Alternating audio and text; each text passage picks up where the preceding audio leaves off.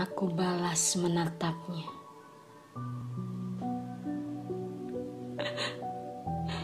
"Duhai ayah," ujarku terisak. "Alangkah berat penderitaan ayah." Tetapi lelaki mulia seumpama rembulan itu tersenyum, menatapku sebagaimana selalu beliau lakukan, menenangkanku sebagaimana tahun-tahun penuh kehilangan. "Tetapi semenjak ini, putri kecilku," jawabnya, "ayahmu tidak akan menderita lagi." Aku menahan getir yang bergemuruh, sebentuk firasat salam perpisahan. Betapa aroma kematian itu kini tercium jelas di puncak hidungku, dan aku serasa ingin memberontak. "Bukankah engkau Rasul Allah? Bukankah engkau Nabi yang paling dicintainya? Bukankah engkau kekasihnya? Mengapa tidak engkau menerima saran Abu Muwaihibah, mantan budakmu itu, ketika engkau bersamanya di Baqi, perihal mengambil kunci perbendaharaan dunia baru? Sesudah itu pertemuan dengannya dan surga." Tapi ayah membangunkan lamunanku. "Panggilkan Hasan dan Hussein." Aku memanggil kedua putraku itu menghadapkannya kepada beliau. Dan sang kakek menciumi kedua cucunya, memandangku kemudian seolah aku masih butuh suatu penegasan. Berkata, "Berbuat baiklah engkau, hai Fatimah, kepada mereka." Aku pamit mundur, mengiringi kedua anak lelakiku keluar dari rumah Aisyah, membiarkan para istri ayah mengelilingi beliau. Kini, segalanya terbentang jelas, kendati aku masih susah untuk menerima, untuk memaklumi, dan jika saja kami, keluarga Nabi, diberi keleluasaan untuk meminta, untuk memohon sesuatu perihal mukjizat, kami tidak akan meminta apapun, kecuali lebih banyak tenggat waktu, ya, lebih banyak kesempatan. Tetapi, bukankah ayah sendiri yang telah memutuskan? "Putriku," ujar ayah, "kira-kira 6 bulan yang lalu di bulan Ramadan. Maukah engkau aku ceritai sesuatu yang setidaknya untuk sekarang jangan dulu engkau ceritakan?" "Ceritakanlah, wahai ayah." "Jibril," jawabnya, "membacakan Al-Quran kepadaku sekali setahun." Menghela jeda demi memastikan aku mendengarkan dengan baik, memahami maksud yang tersirat. Tetapi tahun ini dia membacakannya 2 kali. Dan memastikan riak kesedihan pada danau bola mataku, beliau menutup. Aku menduga waktuku telah tiba. Aku meratap dalam hati, hari inikah? Hari inikah? Dan sekuat tenaga menahan tangis, harus hari inikah, wahai Allah? Setelah semua kehilangan ini, kemudian tanpa aku minta, tanpa aku mau, sebagaimana sifat kesedihan yang menyerangmu dalam gerombolan, satu demi satu, sambar menyambar seumpama badai. Ingatan-ingatan itu menyiksaku tanpa ampun. Pertama, Baru saja kakakku Ruqayyah bersama suaminya Utsman bin Affan pulang dari Habasyah, dan kami bersuka cita oleh sebab runtuhnya pemboikotan kepada Bani Hashim. Dan segera 3 kehilangan menampar kami, seolah sukacita itu terlampau berlebihan. Abdullah bin Utsman, putra Ruqayyah, meninggal oleh luka patokan ayam di matanya. Ibu Khadijah binti Khuwailid meninggal, menyisakan ruang kosong pada rumah kami yang selamanya tak akan pernah tertempati, tergantikan. Di sanalah kami, keempat putri Rasulullah, menangis terseduh-sedan, mengenang hari-hari penuh kasih sayang, hari-hari penuh penguatan. Pada masa ketika kami disingkirkan dan dicerca oleh sebab Islam, atau lebih jauh dari itu, pada masa ketika kami dipuja sebagai keluarga Raja dan Ratu Mekah, dan Rasulullah menenangkan kami. "Putri-putriku," ujarnya, "Jibril baru saja datang kepadaku dan mengucapkan selamat dan menyampaikan bahwa Allah telah menyiapkan tempat tinggal untuk ibu kalian di dalam surga." Kebahagiaan yang meluruhkan tangis kami membuat kami berbahagia oleh sebab perpisahan ini hanya pintu kehidupan yang lebih kekal. Lalu, seolah belum cukup, kakek kami, Abu Thalib, meninggal. Lelaki yang melindungi keluarga kami itu telah tiada.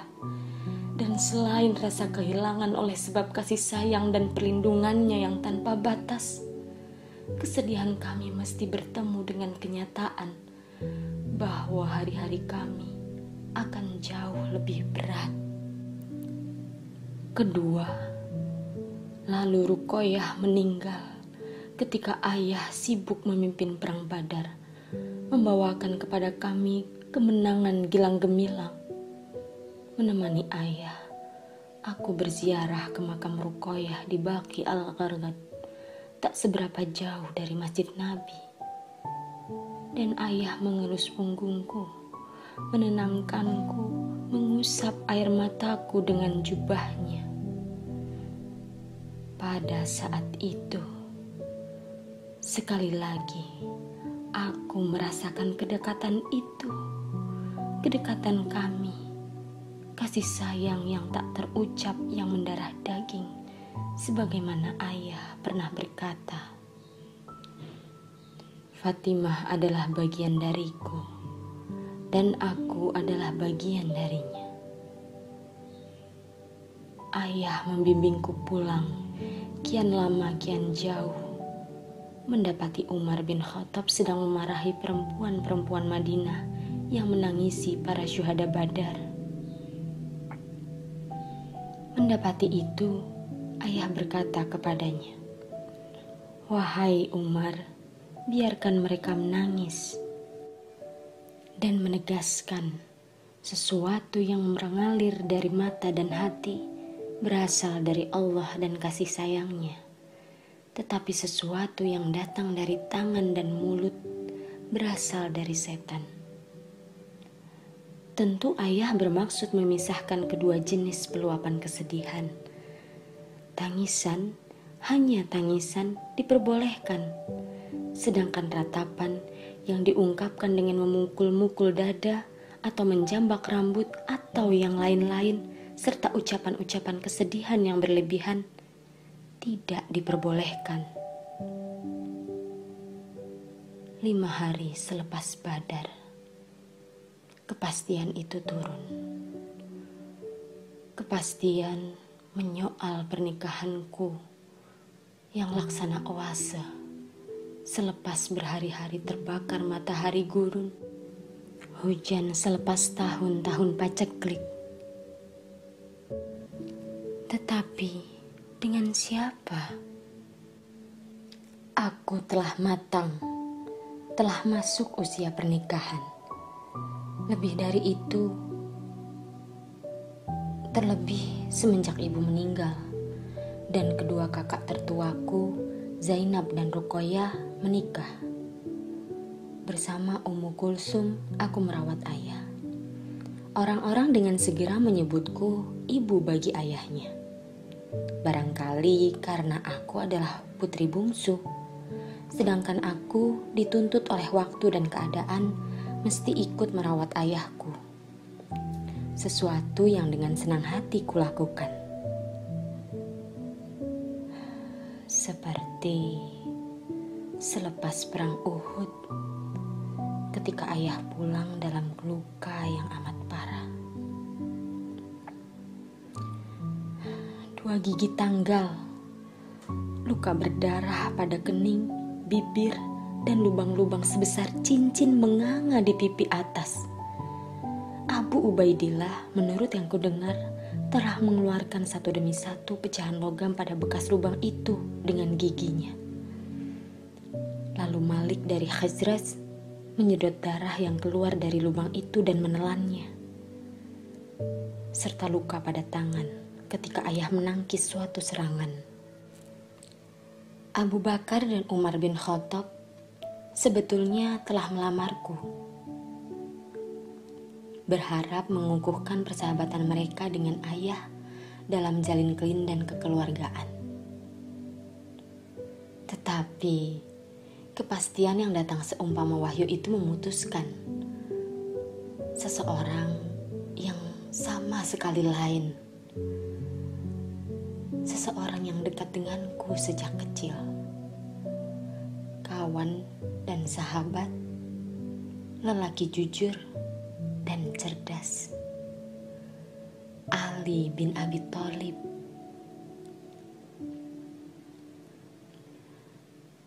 Tetapi Ali pada mulanya ragu, cenderung rendah diri, malu hati.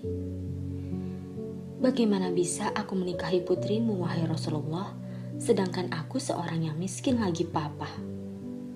Ayahku, Abu Thalib, sebagaimana engkau tahu, adalah seorang yang miskin, dan aku tidak menerima warisan apapun darinya. Satu-satunya harta yang kumiliki adalah rumah yang kutinggali ini. Tetapi keputusan tetaplah keputusan. Dan ketika ayah menyampaikan kepada keponakannya itu bahwa semua itu tidak menjadi masalah, Ali dengan senang hati menerima. Bagaimana bisa dia tidak senang hati? Sedangkan kami telah saling mengasihi karena Allah satu sama lain. Resepsi diadakan selepas akad nikah. Baju besi menjadi mahar. Seekor biri-biri disembelih. Orang-orang Ansor menyumbangkan gandum, kurma, dan buah ara disajikan. Gelas-gelas penuh air bercampur wewangian dihidangkan. Suami istri, Abu dan Ummu Salamah bersuka hati membantu persiapan. Ayahmu, hai Ali, Abu Salamah berkata, menolongku sewaktu di Mekah. Dialah yang memberiku perlindungan selepas kami pulang dari Habasyah. Dan mengenang hari-hari penuh kebaikan itu, memandangi wajah Ali, seolah dengan begitu bisa berterima kasih kepada ayahnya. Abu Salamah menutup, jika saja ayahmu tidak menolongku, tentu aku sudah menjadi bulan-bulanan Abu Jahal. Bersama Aisyah, Ummu Salamah yang jelita mengumpulkan pasir halus dari pinggir sungai untuk ditaburkan sebagai alas rumah. Kulit kambing yang dibungkus kain sprei bergaris dari Yaman yang walaupun warnanya sudah pudar digunakan sebagai ranjang pengantin. Berbantal kantong kulit berisi serat-serat kurma.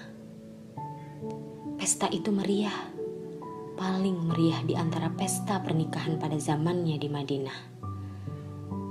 Dan ayahku berpesan, wahai putra pamanku, ujarnya. "Jangan engkau sentuh putriku hingga aku tiba lagi di sini. Apa kau mengerti?" Suamiku mengangguk. Ayah kembali bercengkrama, beramah tamah sebelum akhirnya beliau bangkit berdiri dan berlalu. Sesuatu yang membuat para tamu bergegas, pamit undur diri, menyisakan kami berdua dan Ummu Aiman, ibu kedua ayahku, nenek kami, yang selalu sebagaimana ia lakukan bertahun-tahun bersama kami, membantu urusan-urusan rumah tangga. Ia membereskan sisa-sisa perhelatan. Tak lama kemudian dari kamar, kami mendengar suara ayah. "Mana saudaraku?" Ummu Aiman menjawab, "Demi Allah, wahai Rasulullah, siapa saudaramu?" "Ali," jawab ayah. "Bukankah dia sekarang menantumu?" Seolah tak mendengarkan, ayah kembali menegaskan, "Dia adalah saudaraku." Sesuatu yang kelak akan kembali ia tanamkan kepada suamiku. "Tidakkah engkau berbahagia, wahai Ali, bahwa kedudukanmu di sisiku bagai Harun bagi Musa? Ingatlah, tidak ada lagi nabi sepeninggalku." "Wahai Ummu Aiman," lanjut ayah, "tolong ambilkan air." Ayah memanggil suamiku, yang lalu bersegera menghadap. Di sana, satu guci air telah disediakan oleh Ummu Aiman. Ayah telah berkumur menggunakan air itu dan menyemprotkannya kembali ke dalam guci. Ayah kemudian memercikan air itu ke pundak, dada, dan kedua lengan suamiku. Ketika yang kusebut, belakangan telah duduk persis di hadapannya. Lalu beliau memanggilku. Aku terdorong oleh rasa cinta dan takzimku, gopoh gapah menghadap, khawatir membuat beliau menunggu terlalu lama. Hingga aku tersandung gaunku sendiri, nyaris terjerembab. Ayah memercikan air itu kepadaku, sebagaimana beliau lakukan pada suamiku. Lalu memimpin doa, memohonkan keberkahan untuk kami. Kebahagiaan pada hari-hari itu datang berduyun-duyun, seumpama para tamu walimatus safar. Zainab, kakak tertuaku, selepas menebus suaminya yang menjadi tawanan Badar, kini berhijrah beserta Umamah putrinya dengan susah payah dan bergabung dalam keluarga Rasulullah, menggantikan tempatku yang kini tinggal bersama Ali, agak jauh dari rumah ayah. Setahun kemudian, Ummu Kulsum dinikahi Utsman bin Affan. Kebahagiaan yang rasa-rasanya tidak akan pernah berakhir, terlebih dengan kelahiran Hasan dan Husain yang berselisih usia 10 bulan yang menjadi kawan bagi Umamah yang lebih tua. Juga Usamah, putra Zaid bin Harithah, saudara angkatku dari perkawinannya dengan Ummu Aiman. Kendati kehidupan keluargaku sendiri tidak selalu berkecukupan. Pernah suatu kali aku berkata, aku terus menggiling jagung hingga kedua tanganku melepuh. Ali yang bekerja sebagai pencari dan pengangkut air menjawab, aku juga telah menimba dan mengangkut air hingga dadaku sakit.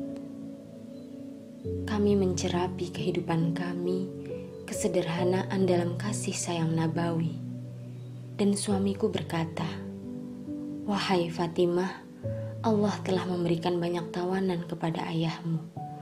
Maukah engkau pergi kepadanya dan meminta satu orang untuk membantu kita? Aku termenung. Aku tahu betul para tawanan itu bekerja membantu Rasulullah demi kepentingan umat. Sebagaimana dulu aku saksikan ketika aku bersama-sama dengan yang lain, Ummu Aiman, Ummu Kulsum, Anas bin Ummu Sulaim, Abu Rafi, mantan budak Abbas bin Abdul Muttalib, serta Khula, menyiapkan makanan bagi para ahlus suffah. Haruskah aku meminta salah seorang di antara mereka demi kepentingan keluargaku sendiri? Tapi aku menemukan diriku pada akhirnya berjalan ke arah rumah ayah. Beliau menyambutku dalam sambutan yang membuatku malu hati. "Wahai putri kecilku," ujarnya, "apa yang mendorongmu datang ke sini?" Aku menemukan diriku menciut, gelagapan oleh tekad yang sekuat tenaga. Coba aku bangun. Mendengar suara berdendang dari mulutku, aku hanya ingin menyampaikan salam sejahtera. Salam sejahtera, ulangku dalam perjalanan pulang. Betapa malu jadinya aku kalau ayah sampai tahu bahwa maksud kedatanganku lebih dari itu. Suamiku menyambutku dengan pertanyaan, "Bagaimana hasilnya?" Aku menggeleng. Kami melihat ulang kehidupan kami, rasa malu hati kami, dan menimbang-nimbang, berdiskusi satu sama lain. Akhirnya, selepas pergulatan batin amat panjang dan melelahkan, kami memberanikan diri kembali menghadap Rasulullah. Bersama-sama, mengajukan keperluan kami, menjelaskan kondisi kehidupan kami. Tetapi ayah menjawab, "Aku tidak akan memberikan apapun kepada kalian dan membiarkan ahli sufah itu kelaparan." Jawaban itu terduga, tetapi kami pulang dengan agak kecewa. Kami menghibur satu sama lain, menenangkan diri dengan janji kehidupan akhirat, cahaya dan kasih sayang nabawi, anugerah-anugerah yang tak terbeli. Dan ketika kami beranjak tidur, berbahan di pembaringan, ayah datang berkunjung, mengucap salam. "Masuklah wahai Rasulullah," ujar kami selepas menjawab salam, bersegera beranjak duduk. Tetapi ayah yang kadung melihat kami di pembaringan berkata, "Tetaplah di tempat kalian." Dan beliau duduk di samping kami berkata, "Maukah kalian ku beritahu sesuatu yang lebih baik daripada yang kalian minta?" Kami mengangguk.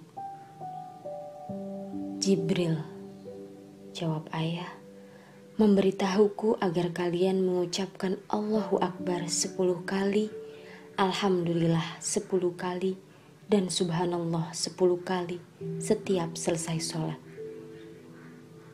Hela sejenak. Ketika menjelang tidur, ucapkanlah kalimat itu masing-masing 33 kali. Beberapa bulan kemudian, Harisah dari suku Hajras menemui ayah. "Wahai Rasulullah," ujarnya, "aku mendengar engkau ingin agar Fatimah berada di dekatmu." Menghela jeda. "Karena itu, ambillah rumahku ini yang lebih dekat denganmu untuk ditinggali oleh keluarga putrimu itu." Bukan main gembiranya kami. Betapa luar biasa karunia Allah. Kami bersegera pindah dan dengan demikian kami bisa lebih dekat dengan ayah. Kebahagiaan yang menjadi berlipat ketika 5 bulan selepas perang Khandaq, Abu Al-As masuk Islam dan berhijrah ke Madinah, melengkapi kebahagiaan kakak tertua kami, Zainab, menyempurnakan kebahagiaan rumah tangga ayah. Ketiga, tetapi sekira 3 tahun kemudian, beberapa lama selepas umrah qadha, Zainab meninggal. Sekali lagi menampar kebahagiaan persatuan dan semakin dekatnya kemenangan Islam. Aqil saudara Ali dan Ja'far tergugah hatinya dan masuk Islam. Pun Khalid bin Walid, yang ibunya telah lama menjadi muslim, sedang bibinya Maimunah baru-baru ini dinikahi oleh Rasulullah, dan Amr bin As. Ayah menemani Zainab pada saat-saat terakhir, menenangkan menantu serta cucu kecilnya. Kepada Ummu Aiman, Saudah, dan Ummu Salamah, beliau meminta agar disiapkan prosesi pemakaman. Setelah dimandikan, ayah melepas jubahnya dan menyuruh mereka untuk menutupkannya ke jenazah Zainab sebelum dikafani. Kemudian kami menyolatinya dan berdoa di samping makamnya. Kemudian Ummu Kulsum meninggal ketika suaminya, sebagaimana kaum muslim yang lain, terlibat dalam perang Tabuk. Ayah menenangkan Utsman, menjanjikan kepadanya jika dan hanya jika beliau masih memiliki putri, beliau pasti menikahkan mereka kepada saudagar itu. Pada saat itu, aku telah memiliki 3 orang putra, Hasan, Husain, dan Zainab. Kini aku mengandung anak keempat, dan kelak setelah lahir, aku memberinya nama sebagaimana bibinya itu, Ummu Kulsum. Apa ayah akan sembuh? Aku menangis mendapati hatiku menjawab tidak. Sedang aku ingin mengatakan yang sepenuhnya berlainan. Aku ingin bilang kepada semua putra-putriku bahwa kakek mereka akan tetap sehat, tetap awet muda dan penuh kasih. Bahkan ketika mereka telah dewasa, telah matang, telah menjadi para pejuang Islam. Tetapi kenyataan tidak akan demikian. Kakek akan meninggal hari ini, dan kehidupan akan menjadi tidak tertebak. Wahyu akan terputus, dan fitnah akan merajalela. Anakku, anakku, berkuat hatilah kalian, bertegarlah kalian. Beritahukan kepada orang-orang miskin bahwa kebaikan telah meninggalkan mereka bersama Nabi yang telah pergi dari mereka pada waktu sahur. Siapakah yang mempunyai pelanakku, untaku, dan rezeki keluargaku jika mereka tidak mendapatkan hujan? Ketika kabar itu akhirnya datang juga, aku mendekap sisa kenangan dan kata-kata penenang itu seumpama pemabuk. Di sanalah ayah beberapa jam yang lalu berbisik kepadaku, "Putri kecilku, aku akan meninggal hari ini." Aku menangis sejadi-jadinya hingga dadaku terasa sesak dan mataku terasa perih. Lalu ayah membisikiku dengan tenang, seolah kabar akan kematian tak lain adalah kabar perihal kemenangan di Hudaibiyah. "Duhai Fatimah, dengarlah. Engkau adalah orang pertama di antara keluargaku yang akan segera menyusulku. Ya, bukankah aku satu-satunya anak beliau yang tersisa? Bahkan Ibrahim putra Maria Al-Qibtiyah pun sudah meninggal selagi masih sangat kecil. Sebagaimana Qasim dan Abdullah. Demi Allah. Dan engkau, anakku, adalah wanita terbaik di antara penduduk surga selain Maryam putri Imran." Demi mendengar itu, aku tersenyum, menyeka air mataku. Kabar gembira apa lagi yang bisa kutunggu, yang bisa melebur kedukaanku oleh sebab akulah yang ditinggalkan. Akulah yang harus menyaksikan semua kepergian mereka, satu demi satu.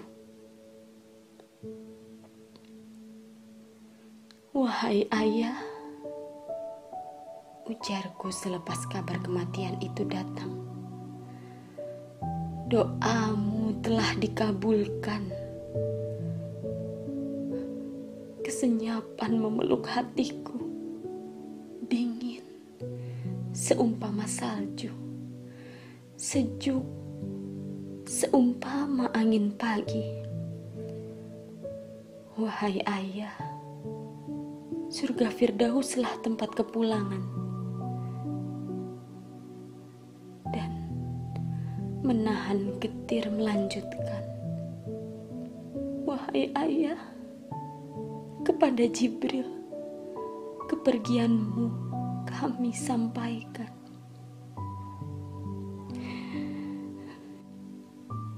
Jibril, ulangku dalam hati. Ah, Jibril, tentu dialah bersama Mikail, sosok yang membuat Abdullah bin Haris, saudara Syaimah, lebih dari 50 tahun yang lalu berteriak ketakutan kepada ibunya. Muhammad telah dibunuh, saudara Quraisyku telah dibunuh. Dan Halimah, perempuan Bani Sa'ad bin Bakar itu, dalam kepanikan berlari pontang-panting ke belakang rumah.